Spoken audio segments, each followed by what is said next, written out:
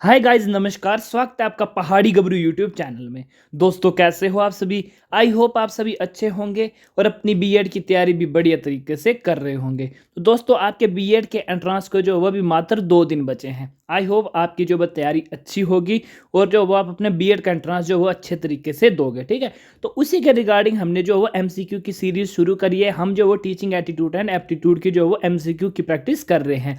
Because आपको पता है कि 40 मार्क्स के जो वो मोस्ट इंपॉर्टेंट ये वाला सेक्शन होता है टीचिंग एटीट्यूड एंड एप्टीट्यूड का। ठीक है, तो 40 मार्क्स जो है वो आपने यहाँ से जो वो आउट ऑफ 40 आपने जो वो मार्क्स लाने हैं। ठीक है, तो मैक्सिमम जो आपकी कट ऑफ डिपेंड करती है वो इसी के ऊपर डिपेंड करती है। बिकॉज जिसने इसके ऊपर मतलब ये वाला जो पोर्शन रहता है ये रहता है आपका दिमाग वाला पोर्शन, सोचने वाला। बिकॉज यहाँ पे जो क्वेश्चन आते हैं वो सोच समझ के करने पड़ते हैं। इसी जो वो बाकी सेक्शन तो सभी जो जैसे हिंदी, इंग्लिश, जीके वगैरह जो भी सेक्शन है वो तो सारे जो वो कर लेते हैं। लेकिन ये वाला जो सेक्शन है इसी में जो वो स्टूडेंट काफ़ी फंसते हैं। ठीक है, तो इसी की हम प्रैक्टिस कर रहे हैं। तो हमने जो वो कुछ 4-5 वीडियोस हमने जो एमसीक्यू की बना दी है। ठीक है, तो अभी हम जो वो और क्वेश्चन इसके डिस्कस करेंगे। ठीक है, तो टाइम वेस्ट न करते वीडियो को शुरू करते हैं। और अगर आपको वीडियोस अच्छी लगती हैं तो आप जो वो चैनल को सब्सक्राइब कर सकते हैं और डिस्क्रिप्शन से जो व्हाट्सएप ग्रुप का लिंक दिया है उसको भी आप ज्वाइन कर सकते हैं। ठीक है, तो चलिए वीडियो को शुरू करते हैं। अब देखिए, क्वेश्चन नंबर 52 है हमारा। ठीक है, इससे पहले वाले क्वेश्चन हमने जो वो पिछली वीडियो से आप देख सकते हैं। तो 52 क्वेश्चन है कि if some of the teachers in your school form a separate group what will you do. अगर आपके स्कूल में कुछ जो टीचर है वो अगर अपना सेपरेट ग्रुप बना लेते हो तो आप क्या करोगे?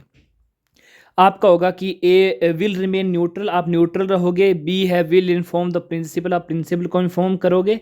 सी है will advise them to desist from such groupism, आप उनको सलाह दोगे कि इन ग्रुपबाजी से जो दूर रहें। या डी है आपका विल फाइट विद देम, आप उनसे लड़ोगे। तो आप क्या करोगे?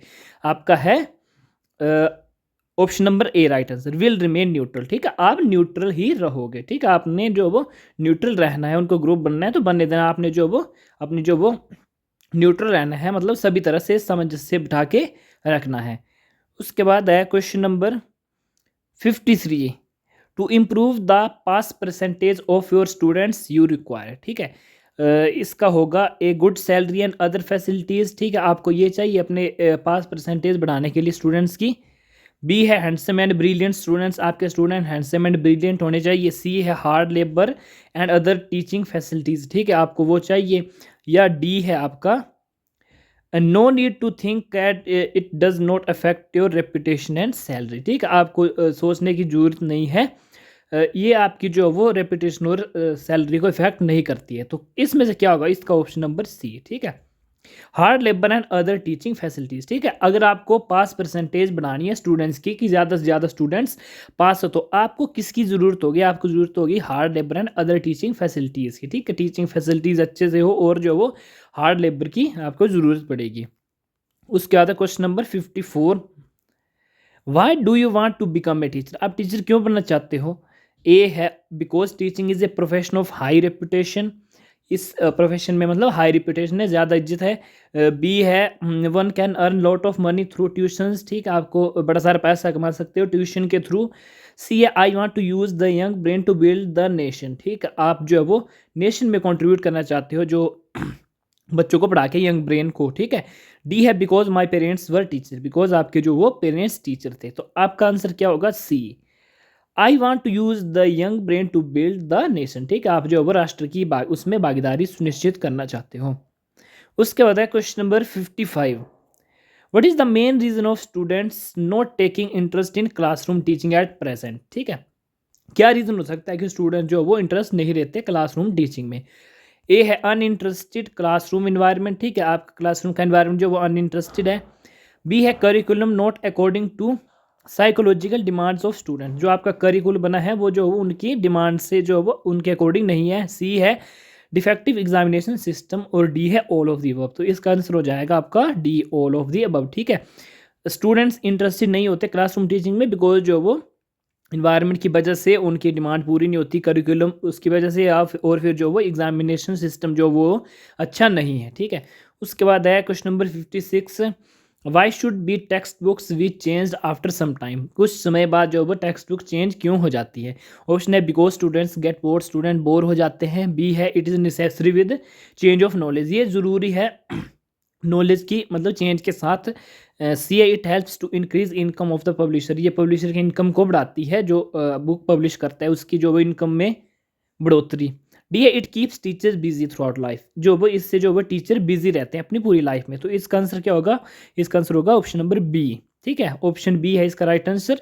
It is necessary with change of knowledge. ठीक है, जिस प्रकार से जैसे समय समय बढ़ता है, ठीक है, जानकारी बढ़ती जाती है, तो जो पुरानी टेक्स्ट होती है उसमें जो लिमिटेड जानकारी होती है, तो नई जानकारी नए नॉलेज को ऐड करने के लिए जो वो उसको चेंज करते हैं। ठीक है, उसके बाद आपका क्वेश्चन नंबर 57। ठीक है, क्वेश्चन नंबर 57 है आपका environment education is necessary in schools. ठीक है, इन्वायरमेंट एजुकेशन जो वो नेसेसरी क्यों है, in order to create environment awareness among students. ठीक है, स्टूडेंट्स के बीच में जो वो इन्वायरमेंट के प्रति जो वो जागरूकता लाना।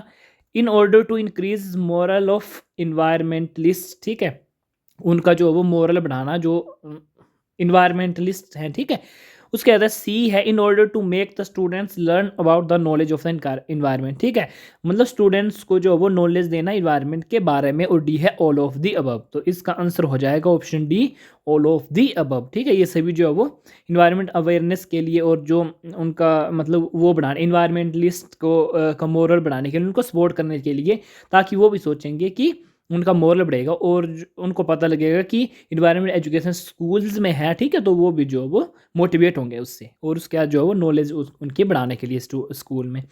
उसके बाद question number 58, the main cause of moral degradation in India is because of. ठीक है, इसका क्या कारण है the main cause of moral degradation का। ठीक है, teachers not fulfilling their responsibilities, running after time due to fast social change. C है मटेरियलिस्टिक एटीट्यूड, और डी है अनसाइंटिफिक टेंडेंसीज। तो इसका आंसर होगा सी। ठीक है, मटेरियलिस्टिक एटीट्यूड। ठीक है, मोरल डिग्रेडेशन इंडिया का वो है मटेरियलिस्टिक एटीट्यूड, मतलब दिखावे की वो जो है वो उसकी उसके हिसाब से जो आजकल आपको पता है दिखावा ज़्यादा चलता है, तो उससे जो वो ही कारण है मोरल डिग्रेडेशन का इंडिया में। ठीक है, उसके बाद है D option number 59, which type of education is beneficial for students and society both at present. Student के लिए और जो वो समाज के लिए कौन सी जो वो एजुकेशन जो वो बेनिफिट देती है आज के टाइम में। तो ए है education giving knowledge and knowledge of technology, technology की नॉलेज देने वाली। Employment orientation professional education. ठीक है, एम्प्लॉयमेंट मतलब रोजगार देने वाली है, प्रोफेशनल काम वगैरह करने के वाली उसके रिगार्डिंग एजुकेशन। सी है religious education emphasising moral values. ठीक है, वो होगा कि धार्मिक शिक्षा और जो वो मोरल वैल्यूज़ को बढ़ाने वाली। या डी है स्पेशल एजुकेशन। ठीक है, तो इसका आंसर होगा option number B, employment orientation professional education. ठीक है, उनको रोजगार के अवसर प्रदान करने के लिए, ठीक है, वो वाली नॉलेज या प्रोफेशनलिज्म उसके वो वाली नॉलेज आज की जो वो स्टूडेंट्स और सोसाइटी दोनों के लिए जो वो अच्छी है। उसके बाद है whose behaviour affects the students the most. ठीक है, छात्रों को किसका बिहेवियर जो वो सबसे ज़्यादा जो वो इफेक्ट करता है। तो इसका ऑप्शन है दैट ऑफ प्रिंसिपल का। ठीक है, दैट ऑफ ए पॉलिटिशियन का, दैट ऑफ ए टीचर का, दैट ऑफ ए ट्यूटर का। मतलब ट्यूशन वो जो आपको पढ़ाते हैं ना ट्यूशन, ठीक है, उनका ट्यूटर का। और इसका ऑप्शन नंबर होगा सी, दैट ऑफ ए टीचर। ठीक है, बिकॉज टीचर ही आपको स्कूल में पढ़ाते हैं छात्रों को, तो जो वो उनका जो वो बिहेवियर है वो स्टूडेंट्स को जो वो अफेक्ट करता है सबसे ज़्यादा। ठीक है, तो ये हो गया। अब हम इसके अगले पार्ट की तरफ बढ़ते हैं दोस्तों। इसके बाद इसका अगला पार्ट है, ठीक है, हमने अभी कितने सारे 10-12 क्वेश्चन कर लिए। उसके बाद ये है कि what does the term pedagogy refers to in the context of teaching. ठीक है, टीचिंग के कंटेक्स्ट में पेडागोजी शब्द जो वो किसको रेफर करता है। ए है क्लासरूम मैनेजमेंट, बी है teaching methods and strategies, C है स्टूडेंट असेसमेंट, डी है एजुकेशनल एडमिनिस्ट्रेशन। तो इसका आंसर होगा teaching method and strategies, B को। ठीक है, टीचिंग मेथड एंड स्ट्रेटजी को जो वो ये टर्म पेडागोजी जो वो रेफर करती है। उसके बाद आपका which of the following is an essential characteristics of a good teacher. ठीक है, गुड टीचर का जो वो उसकी क्या उसकी जो वो खूबियाँ होनी चाहिए, कैरेक्टरिस्टिक्स। ठीक है, ऑथोरिटिज्म, रिजिडिटी, फ्लेक्सिबिलिटी या इंडिफरेंस, ठीक है। तो इसका होगा सी फ्लेक्सिबिलिटी। फ्लेक्सिबिलिटी मतलब कि वो जो वो फ्लेक्सिबल होना चाहिए, ठीक है, सभी को जो वो मतलब फ्लेक्सिबल शब्द का मतलब होता है कि वो सभी को एक समान तरीके से जो वो मतलब सामंजस्य बिठा सके, ठीक है। अगर जो भी सिचुएशन आती है उस सिचुएशन को जो वो अच्छे से हैंडल कर सके, ठीक है। फ्लेक्सिबल आज के ज़माने में फ्लेक्सिबल जो वो टीचर होना चाहिए। उसके बाद है आपका क्वेश्चन नंबर थर्ड है। सॉरी थर्ड तो नहीं, थर्ड तो ये इस पीडीएफ का है, मैंने बाकी और भी करवा दिए हैं।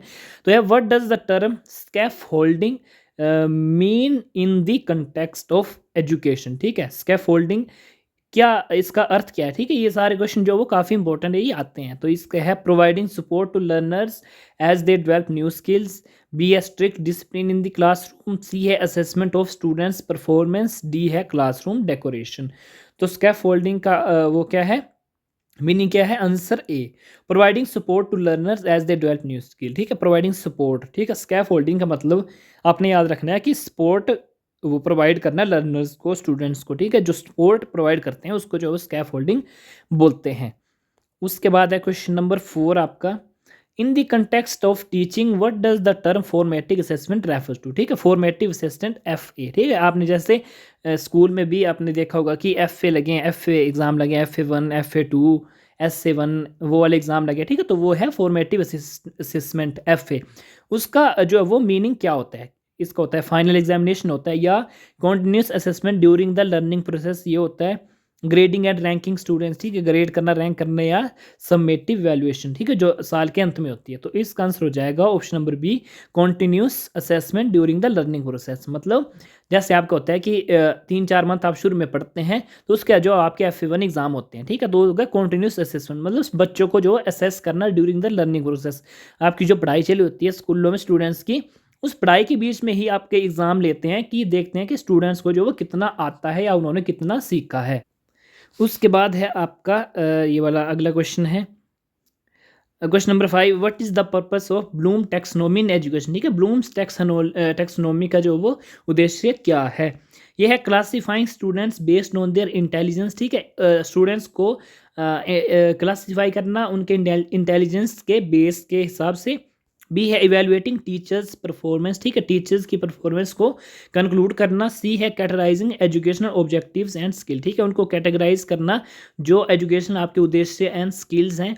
डी है ranking schools based in their on their facilities, schools को जो वो रैंकिंग करना जो उनमें फैसिलिटीज़ और वो वगैरह उसके हिसाब से, ठीक है। तो इसका आंसर होगा categorising education objectives and skill, ठीक है। एजुकेशनल ऑब्जेक्टिव एंड स्किल को कैटेगराइज करना, ये है ब्लूम टैक्सोनॉमी का जो वो उद्देश्य, पर्पस, ठीक है।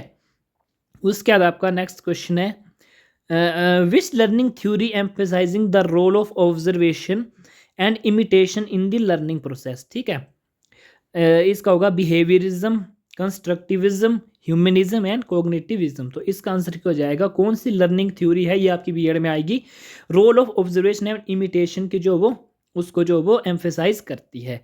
तो इसका आंसर होगा बिहेवियरिज्म, कहाँ गया, ये है ए, ठीक है, बिहेवियरिज्म, ठीक है, लर्निंग प्रोसेस को जो वो करती है। ये आपकी बीएड में आएगा, जब आप इसके बाद बीएड में आओगे तो ये सारा जो वो उसमें है, लेकिन एंट्रांस में भी ये आता है।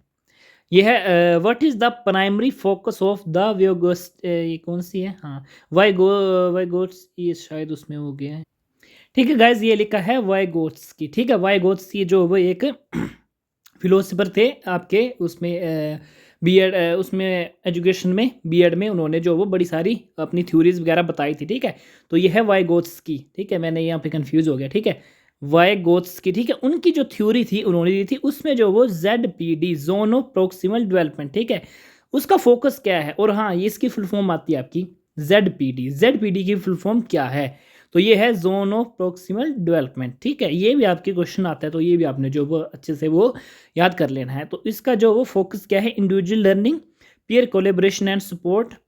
उसके बाद है सी है टीचर सेंटर इंस्ट्रक्शन या सेल्फ डायरेक्शन लर्निंग। तो इसका होगा पीयर कोलेब्रेशन एंड सपोर्ट, ठीक है। मतलब अपने जो आपके स्टूडेंट्स है क्लास में साथ साथ पढ़ते हैं आपके पीयर्स, ठीक है, उनके साथ जो वो कोलेब्रेशन एंड सपोर्ट, ठीक है, मतलब मिलजुल के जो वो मतलब वो करना, डेवलपमेंट करना, ठीक है। तो वो ये जो उनका जो वो प्राइमरी फोकस था वाइगोत्स्की उनकी थ्योरी में, ठीक है, जेडपीडी का। और जो मैंने ऊपर आपको पढ़ाया स्कैफोल्डिंग, ये जो वो ये भी आपकी वाइगोत्स्की की थ्योरी में ही आता है, ठीक है।